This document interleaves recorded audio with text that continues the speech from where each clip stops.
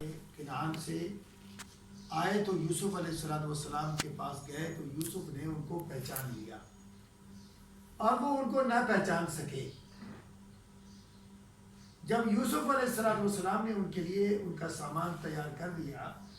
تو کہا تو پھر آنا تو باپ کی طرف سے جو تمہارا ایک اور بھائی ہے اسے بھی میرے پاس لیتے ہو، کیا تم نہیں دیکھتے کہ میں باپ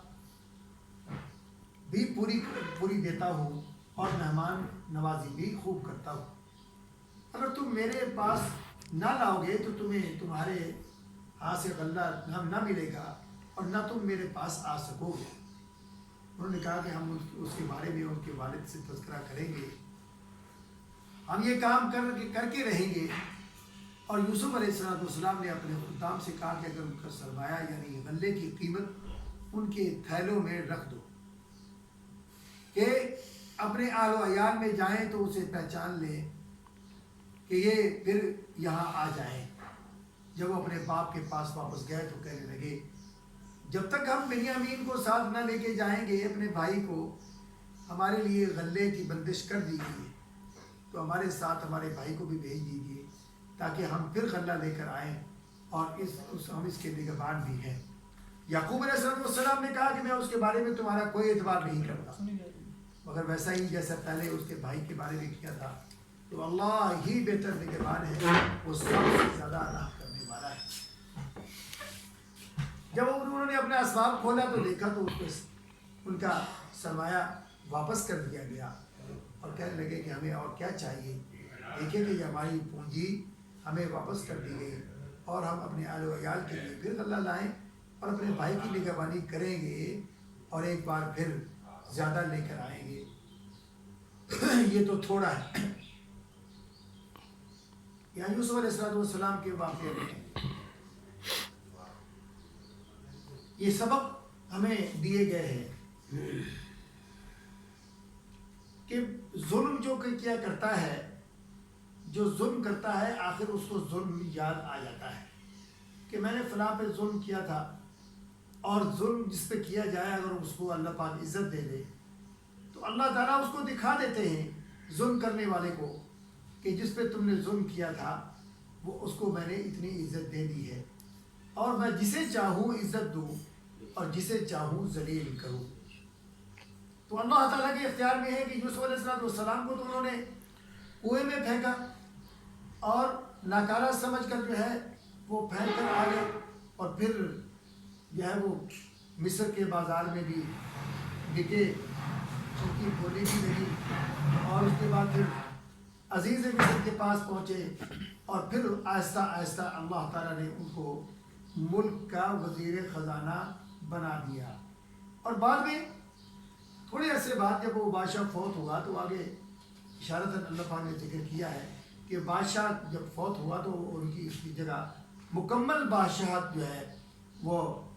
مصر کی جو ہے یوسف علیہ السلام کو اللہ پاک نے عطا فرما دی۔ تو بھائی جب وہ جوان ہو گئے، جو انہوں نے بچپن میں یوسف علیہ السلام کو جو ہے وہ پھینک کر آئے تھے، اس وقت چھوٹے بچے تھے، پھر جوان ہوئے تو ان کے جوانی کو پہنچ کر پھر اللہ پاک نے نبوت بھی عطا فرما دی، تو وہ پہچان نہ سکے، اور جب قحط پڑ گیا 7 سال یوسف علیہ السلام نے جو ہے جیسے فرمایا تھا کہ قحط آ جائے گا، تو یہ مصر کے اندر قحط پڑا تو یہ اس کی جو ہے فضا ساری کی ساری وہ کنعان تک بھی پہنچ گئی، اور کنعان سے ان کے بھائی یعقوب علیہ السلام نے ان کو بھیجا کہ تم غلہ لے کر آؤ۔ مصر کا ایک بادشاہ آیا ہے کہ وہ بڑا غلہ تقسیم کرتا ہے اور بڑا نیک دل بادشاہ آ گیا ہے، تو وہ بھائی جب گئے غلہ لینے کے لیے تو وہ ان کو پورا جو ہے یوسف علیہ السلام نے دے دیا اور تھیلے بھر دیے،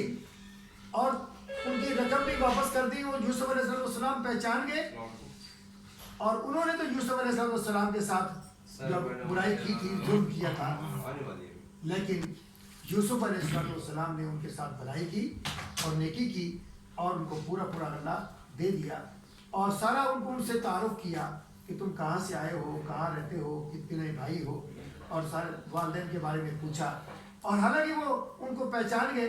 وہ بھائی تھے یوسف علیہ السلام کے، تو کہنے لگے پھر وہ انہوں نے خود ہی کہا کہ ہمارا ایک اور چھوٹا بھائی بھی ہے جو ہماری دوسری والدہ میں سے ہے، تو وہ بھی گھر پہ ہے اور ہمارا والد بھی گھر پہ ہے۔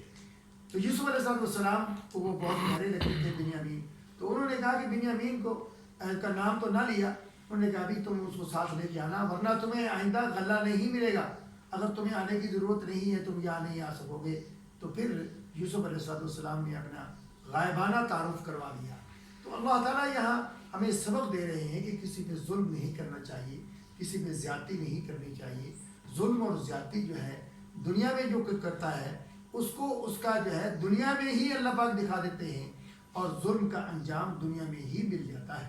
تو ہمیں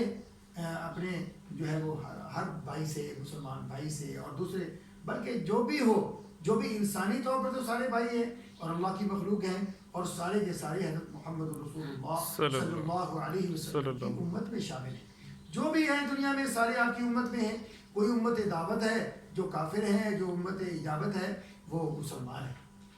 تو یہ کہ اس طرح سے اللہ تعالیٰ نے ہمیں یہ سبق دیے ہیں کہ ہم کسی پہ ظلم نہ کریں، کسی پہ زیادتی نہ کریں، اور اپنے ہر کسی کو اس پہ حقوق جو ہے وہ پہنچانے چاہیے اور حقوق دینے چاہیے، اور عزت و احترام ایک دوسرے کا کرنا چاہیے۔ تو یہ احترام کریں گے تو اللہ پاک اس دنیا میں ہمیں چین و سکون والی زندگی عطا فرمائیں گے، اور آخرت کی زندگی بھی ہماری بہتر کر دیں گے۔ اس طرح سے اب یوسف علیہ السلام نے بنیامین کو، اپنے بھائی کو بلوایا، اور پھر دوبارہ وہ غلہ لینے کے لیے کیسے آئیں گے اس کے بارے میں آگے واقعہ پہ آگے بیان ان شاء اللہ۔